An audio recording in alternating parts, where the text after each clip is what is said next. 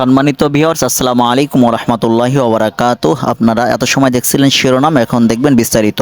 দর্শক, আপনাদের দেখাবো খুবই গুরুত্বপূর্ণ ভিডিও। দর্শক, আপনারা জানেন যে ভারত থেকে আসা পানিতে আমাদের বাংলাদেশের অবস্থা কী। আমাদের বাংলাদেশের ফেনী, নোয়াখালী এবং তার পার্শ্ববর্তী এলাকাগুলো তলিয়ে গেছে। এমনকি কি ভয়াবহ দৃশ্য, আসলে এই হাহাকার কোনোভাবেই দেখা যায় না। দর্শক, আপনাদের দেখাবো বর্তমান অবস্থা। দর্শক, আপনাদের দেখাতে চলেছি খুবই গুরুত্বপূর্ণ ভিডিও। দর্শক, আপনাদের দেখাবো যে সেনাবাহিনী এবং র্যাব তারা তাদের হেলিকপ্টার নিয়ে তারা এই যে বন্যা কবলিত মানুষ যারা পানিতে তলিয়ে যাচ্ছে এবং বিল্ডিংয়ে যেখানে তারা দাঁড়িয়ে আছে, তারা এই হেলিকপ্টারের মাধ্যমে তাদেরকে উদ্ধার কাজ করছেন।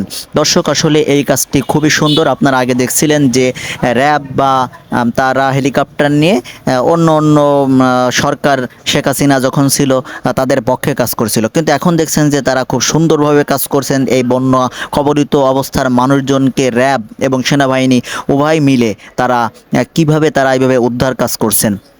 আসলে এই জিনিসটা দেখে এই বাহিনীর উপরে আরও রেসপেক্ট আমাদের বেড়ে গেল।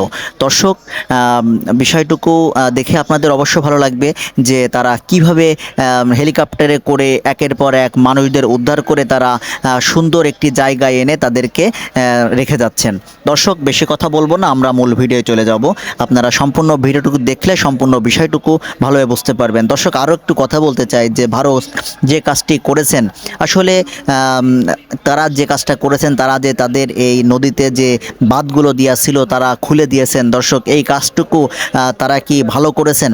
আসলে তারাও তো মানুষ, তাদের তো এইটুকু বিবেক করা উচিত ছিল যে এই পানি যদি আমরা এইভাবে ছেড়ে দিই তাহলে কিভাবে মানুষ মারা যাবেন এবং মানুষের অবস্থা কি হবে।